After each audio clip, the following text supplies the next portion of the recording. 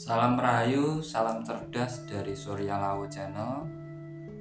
Ketemu lagi kita di video Surya Lawu Channel. Terima kasih kepada teman-teman semuanya yang selalu support dan dukung channel Surya Lawu. Dan terima kasih yang sudah share video Surya Lawu sehingga channel Surya Lawu bisa berkembang sampai saat ini.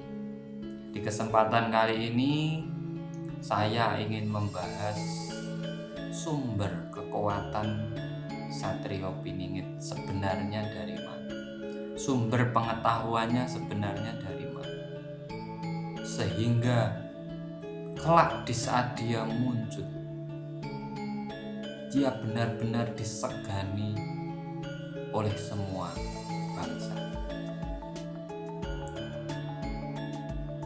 Untuk Satrio Piningit sendiri, dia sudah mengetahui jati dirinya, sudah mengetahui asal-usulnya, sudah mengetahui tempat keberadaannya. Nah, yang menjadi sumber ataupun pelindung dia, kekuatan dia adalah dari leluhur-leluhurnya sendiri. Jadi Satrio Piningit ini adalah seseorang yang sudah kembali ke jati dirinya sendiri. Dengan apa?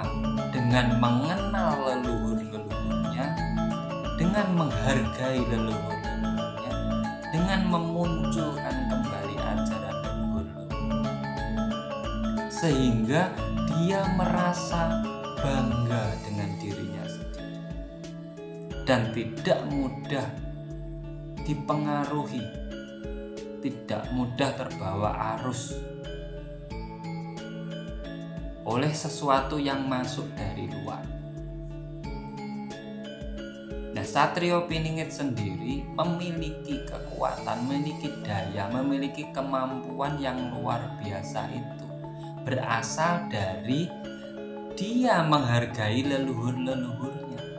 Dia mengulang lagi sejarah leluhurnya. Dia mempelajari lagi sejarah leluhurnya. Pedoman-pedoman yang digunakan oleh leluhur-leluhurnya itu digunakan kembali, sehingga menjadi pusaka yang masuk dalam tubuhnya untuk kekuatannya membentengi dirinya dari sebuah keyakinan ataupun sesuatu yang dari luar masuk dalam dirinya. Nah, makanya kalau ditanya siapa sebenarnya yang membentengi sesosok Satrio Piningit ini sehingga dia dianggap sangat sakti, sangat luar biasa, sangat mumpuni,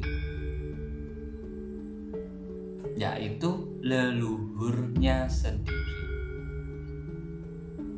Jadi sosok Satrio Piningit ini didampingi oleh seluruh leluhurnya.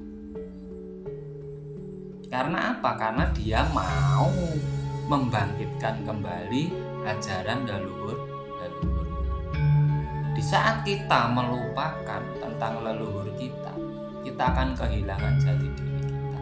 Siapa sebenarnya kita, dari mana asal kita akan kehilangan. Dan akhirnya kita terbawa oleh keyakinan baru.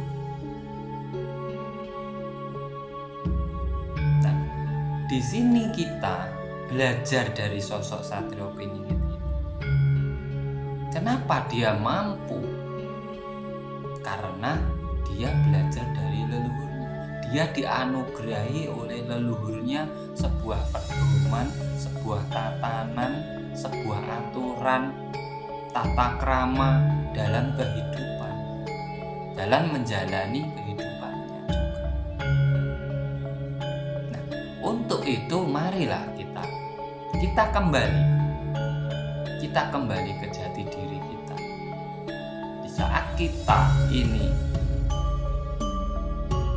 berada di Nusantara ini, apalagi berada di Indonesia ini, ayo kita bangkitkan kembali adat budaya Indonesia dari leluhur-leluhur kita.